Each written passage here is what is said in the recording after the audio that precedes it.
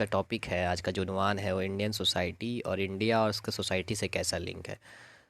सबसे पहले हम लोग जानेंगे कि इंडियन सोसाइटी कैसा है। तो सबसे पहले सोसाइटी को समझने के लिए हम लोगों को ये ज़रूरी है कि समाज क्या होता है, कि सोशलॉजिस्ट क्या बोलते हैं कि समाज एक ऐसा जगह है जहाँ पे बहुत तरह के लोग आके मिलते हैं विद इन द टेरिटरी और शेयर करते हैं सिमिलर कल्चर। एग्जाम्पल ले लीजिए, आप central University of South Bihar में आए, आपका कल्चर अलग था, आप सभी का कल्चर अलग अलग था, different culture, different families, different background से आप लोग आ रहे थे। लेकिन आप with in the central University of the boundary में आए तो आप एक समाज बनाया। किस तरह का समाज? Central University of South Bihar का समाज। तो एक सोसाइटी बनाना, एक कल्चर में रह गए। अब कौन सा कल्चर है? अब हमेशा आप स्टेटस पे या वगैरह में क्या लिखते हैं? Central University of the south Bihar, ना कि अपने फैमिलीज़, ना कि अपने कंट्री, ना कि अपने शहर के नाम। तो आप एक कल्चर में समा गए।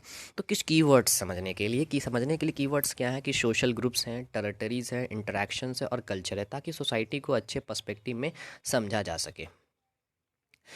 सोशल ग्रुप्स क्या हैं? सोशल ग्रुप्स माने क्या हुआ कि ग्रुप्स, आप एक समाज ग्रुप बनाया, जैसे कि आप आए, मिले जुले, इंटरेक्ट किए और एक आइडेंटिटीज़ बनाए।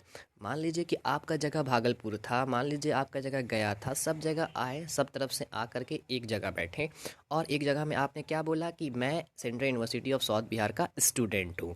तो एक ग्रुप बना ना, आपका ग्रुपिंग हो गया, बीए बीएड का ग्रुपिंग हो गया या बीएससी बीएड का ग्रुपिंग हो गया, तो ग्रुपिंग बना। उसी तरह टेरिटरी समझ लीजिए, टेरिटरीज़ में होगा बाउंड्रीज़ है, जो सीएसबी का जो बाउंड्री है, तो एक टेरिटरीज़ बन गया ना, कि बाउंड्रीज़ बन गया। Central University of South Bihar का जो बाउंड्री बना हुआ है, तो एक टेरिटरीज़ है, उसी के अंदर में आप एग्जिस्ट कर रहे हैं। या इंडिया का बाउंड्री है, विद इन द इंडिया, हम लोग इंडियन के तौर पर जाना जाते हैं, तो एक टेरिटरीज़ और बाउंड्री बन रहा है ना, बिहार के तौर पर जाना जाते हैं, तो ये बाउंड्री बन रहा है। तो इसीलिए टेरिटरीज़ का भी होना ज़रूरी है, किसी के दायरे में रहना। फिर इंटरेक्शन, जब तक आप मिलेंगे नहीं। आप कैसे मिले? कि मैं दूसरे दोस्त से मिला, फिर उससे मिला तो दोस्ती बढ़ी तो एक कल्चर को जाने, चलो हाँ अब हम इसको जानते हैं, ये मेरे समाज में, ये central University of South Bihar में ही पढ़ता है, तो इंटरेक्शन हुआ। ठीक है, फिर इंटरेक्शंस हुआ तो तीन टर्मोलॉजी याद रखिएगा: सोशल ग्रुप्स, टेरिटरीज और इंटरेक्शंस। तो अब ये टर्मोलॉजी के बारे में एक चीज़ और इम्पॉर्टेंट चीज़ आता है, वो है क्या? कल्चर।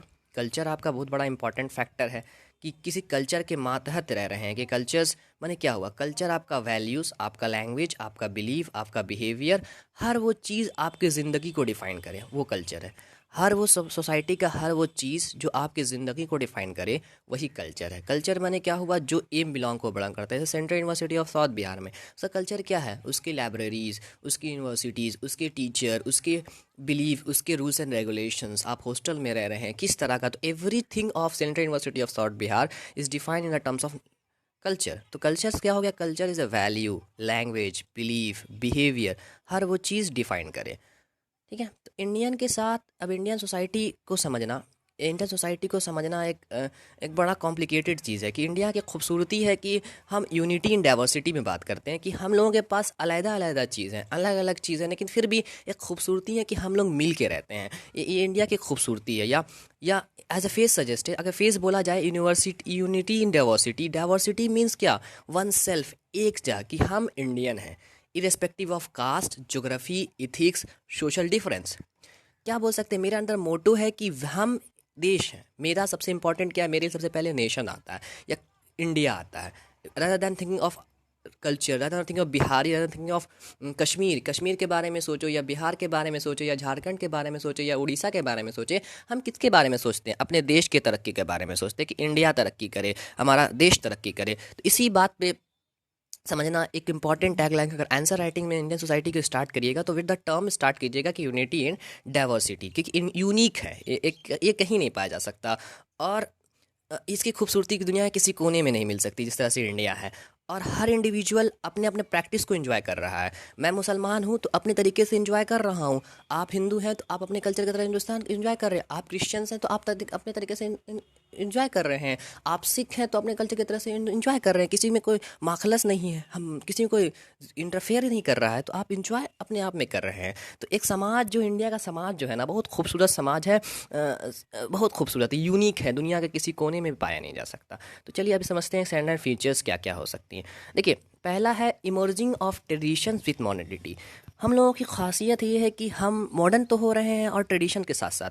कि ग्लोबलाइजेशन होने के कारण या 90 एलपीजी का कॉन्सेप्ट आया, लिबरलाइजेशन, प्राइवेटाइजेशन एंड ग्लोबलाइजेशन, जब हमारा इकोनॉमी खुला तो हम दुनिया से वाबस्ता हुए, कि दुनिया के लोग के वाबस्ता हुए, उसके कल्चर, उसके ट्रेडिशंस को जाना।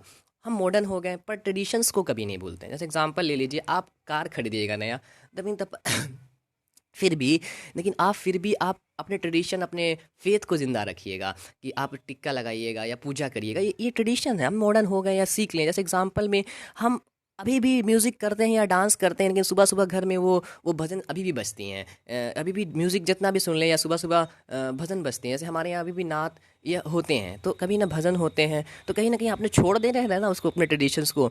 तो इमर्जिंग तो कर रहे हैं, ट्रेडिशन के साथ साथ मॉडर्न भी कर रहे हैं, साथ ही साथ चल रहे हैं, छोड़ नहीं रहे हैं। और जिम का कॉन्सेप्ट आ गया हमारे, लेकिन हमें भी अभी भी योगा को प्रमोट किया जा रहा है, इंटरनेशनल योगा डे मनाया जाता है, तो ये भी प्रमोशन हो रही हैं। आप न्यूक्लियर फैमिली कॉमन है, लेकिन अभी भी न्यूक्लियर फैमिली का उड़ना कि हो जाना, या पुराने फैमिलीज़ को या न्यूक्लियर लार्ज फैमिली को छोड़ देना, लेकिन अभी भी बच्चे नाना घर नानी घर जाने में खुशी महसूस करते हैं। तो कहीं ना कहीं मॉडर्न तो हो गए, न्यूक्लियर कॉन्सेप्ट तो ले लिए, लेकिन फिर भी हम अभी भी वही पुराने, वही सोच, वही दादा नानी नानी वाले कॉन्सेप्ट अभी भी ज़िंदा है। अभी भी आप शहर में रह रहे हैं, लेकिन फिर भी आप जाते हैं गाँव, क्योंकि आपको दादा नानी से प्यार है। तो यही भी कॉन्सेप्ट समझ सकते हैं कि emerging of tradition with modernity. अब देखिए, Indian society is syncretic and dynamic. हमारा समाज हमारा जो समाज है ना, वो डायनामिक है, स्टैटिक्स नहीं है, हमेशा बदलता रहता है। हर चीज़ 1 साल 2 साल के बाद बदलती रहती है, कभी भी स्टैटिक रुका हुआ नहीं है। हम लोग अकोमोडेट करते हैं और एसिमिलेट करते हैं, ठीक है। हम लोग उसमें बस जाते हैं और एसिमिलेट कर देते हैं, छोड़ देते हैं। तो कहीं ना कहीं एक, जैसे कि हमारा ट्राइब्स ले लिए, ट्राइब अपना इंडिजिनस कल्चर लॉस कर देता है। जैसे कि मेरी एक दोस्त है, वो अपने ट्राइब्स कल्चर को छोड़ के रांची शिफ्ट हो गई, तो वहाँ जा कर के वो अपने ट्राइब्स कल्चर को छोड़ के अब पढ़ने लगी, क्योंकि उसको इंपॉर्टेंस लगा कि हम पढ़ रहे हैं। तो अभी भी कहीं ना कहीं वो इंडिजिनस कल्चर को भी ज़िंदा रख रही है छोड़ करके, और एक मेजर पॉपुलेशन ऐसा कर रहा है आगे बढ़ने के लिए, ताकि नया प्रैक्टिस से नया कल्चर को जन्म दे सके। वो जब अपने ट्राइब्स कल्चर को छोड़ के रांची आई, तो वहाँ के कल्चर को अपने हिसाब से कल्चर को डिफाइन किया। तो वो डायनेमिक नहीं है सोसाइटी डायनेमिक है, हमेशा एवरीडे चेंज होते रहता है। कल क्या था, आज क्या है, अभी के हिसाब से क्या है। तो हमेशा स्टैटिक्स नहीं रहे, रुका हुआ नहीं है, ठहराव नहीं है, हमेशा बदलते रहता है। कल्चर नया जन्म लेते रहता है। जैसे कि एग्जांपल, एसिमिलेशन का एग्जांपल आप क्या ले सकते हैं, कि particular verbal tribes group increases, अलग अलग कल्चर का ट्राइब्स होना, या अपना कल्चर पैदा कर लेना, या अपना ट्रेडिशन पैदा कर लेना। जैसे नागा अभी भी स्ट्रगल कर रहे हैं कि प्रोटेक्ट करे culture from the outside world. Naga लोग के साथ ये होता है कि वो दूसरे लोगों को घुसने नहीं देते हैं, तो वो प्रोटेक्ट करते हैं, अपने कल्चर को ज़िंदा रखते हैं, कहीं ना कहीं ज़िंदा रखते हैं। वही एसिमिलेशंस का एग्जाम्पल हो सका कि अपने कल्चर को ज़िंदा रखना, अपने कल्चर को प्रमोट करना। दुनिया के किसी कोने में चले जाइए, पर अपने कल्चर को ज़िंदा रखिए, जिससे उसी से आप बनते हैं, उसी से तो आप बनते हैं।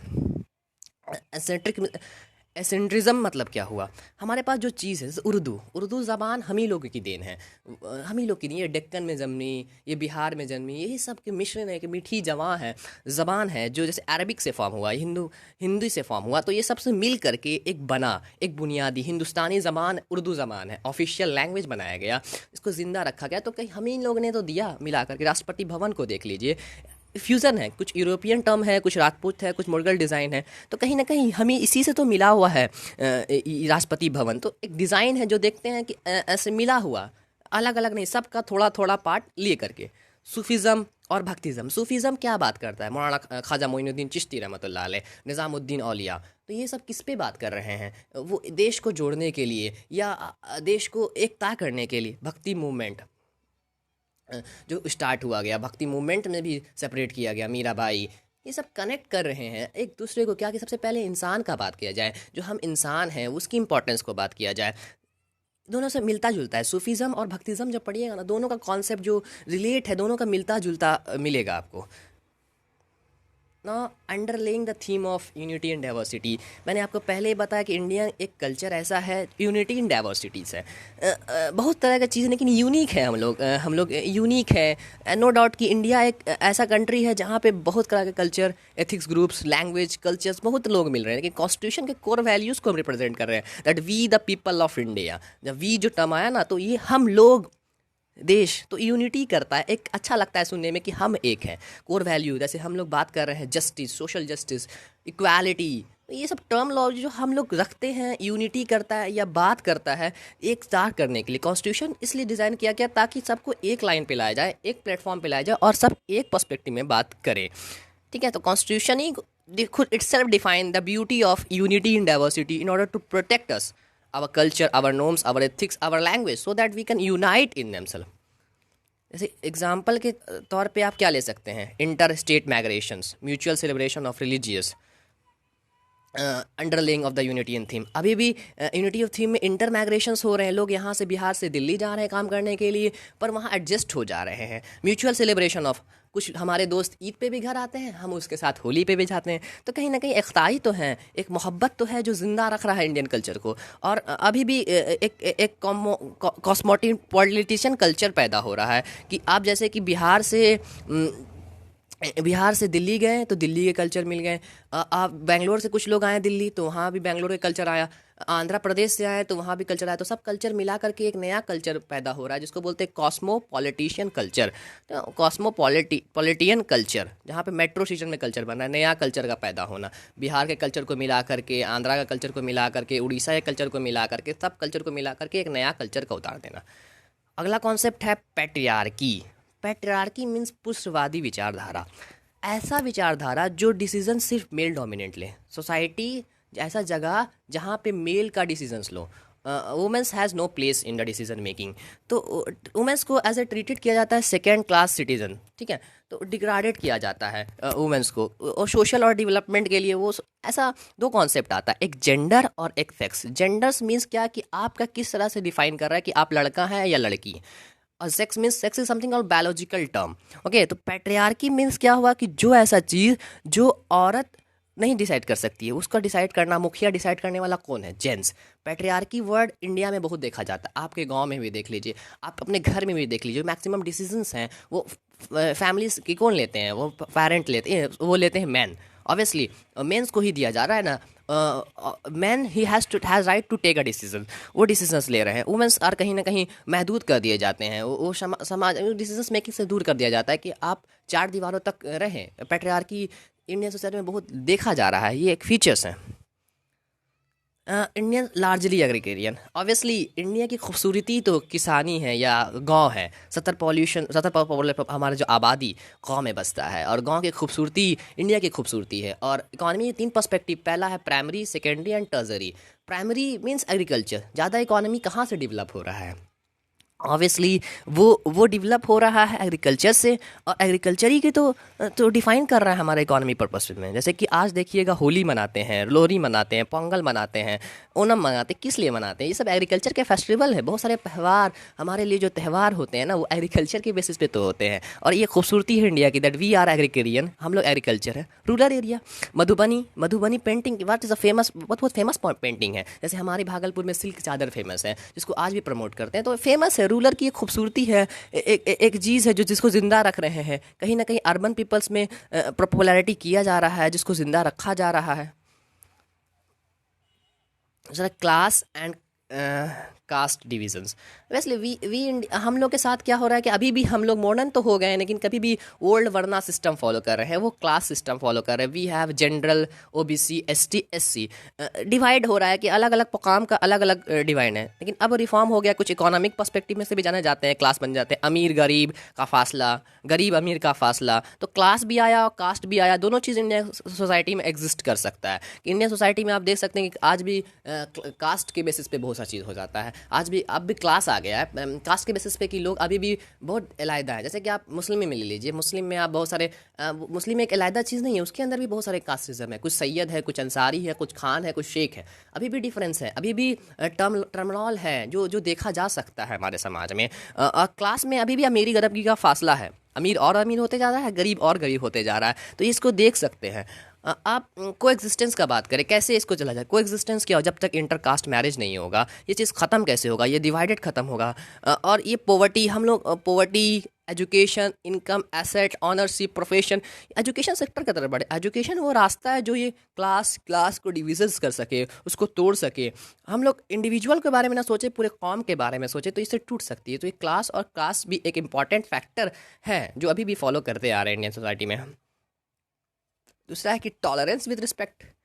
जितना भी परेशानी आए, लेकिन हम लोग म्यूचुअल रिस्पेक्ट रहते हैं, हम लोग मिल के रहते हैं, समा के रहते हैं। कि इन्वेडर आए, मुगल आए इंडिया रूल करने, लेकिन तब पर भी वो यहाँ बस क्यों गए? क्योंकि हम लोग में टॉलरेंस था, हम लोग में म्यूचुअल रिस्पेक्ट था, जिसको वो बांध के रखा, जिसको वो अलहदा करके रखा। जैसे कि आप देखिएगा, इंडियन सिविलाइजेशंस पढ़िए, इंडस वैली सिविलाइजेशन एक सेकुलर स्टेट था जहाँ पे पीसफुल सोसाइटी बन रहा था, Mesopotamia, importing their culture too. मतलब कि वहाँ पे आप देखिएगा कि एक टर्मोलॉजी था इंडस वैली सिविलाइजेशंस में, लोग एग्जिस्ट करते थे। सेकुलरिज्म का कॉन्सेप्ट कहाँ की देन है? हम ही लोगों की देन है। बुद्धिज़्म और जैनिज़्म किसकी बात करता है? सर्वधर्म ही सब धाग, सब धर्म ही बराबर है। बुद्धिज़्म ही बात करता है कि हम लोग सबसे पहले इंसानियत को तवज्जो दे, जो हर रिलीजियस कहता है। कोई मजहब नहीं बांटने के बारे में बात करता है, कोई भी टेक्सटाइल रिलीजियस टेक्सटाइल उठा लीजिए, टेक्स्ट उठा लीजिए, कोई नहीं बांटता है, सबको मिला के रखता है। ये इंडिया की खूबसूरती है। भक्ति मूवमेंट और सूफी movement, teacher of Kabir, Guru Nanak, Khwaja Moinuddin Chishti रहमतुल्लाह अलैह, दीन इलाही का कॉन्सेप्ट अकबर का आया। ये म्यूचुअल रिस्पेक्ट का बात करता है, इंसानियत का बात करता है।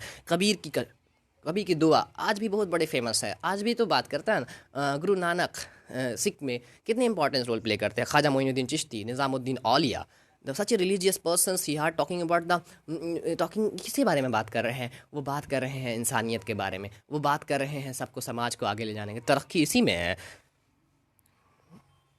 अब कुछ टर्मिनोल और भी ले सकते हैं कि हायरार्की है सोसाइटी में। आज भी गांव शहर का ताज होना, हिंदू मुस्लिम होना, आप गांव से बिलोंग करते हैं, ओ गांव के लोग, आप शहर के लोग हैं, तो एक डिफरेंस हायरार्की आज भी चलते आ रही है जो समाज में हो रही है। दूसरा, प्योरिटी विद पॉपुलेशंस। हम आज भी गंगा के पटने खिलाने जाता हूँ तो देखता हूँ रिलीजियस है, लेकिन कभी भी गंगा आज गंदी है।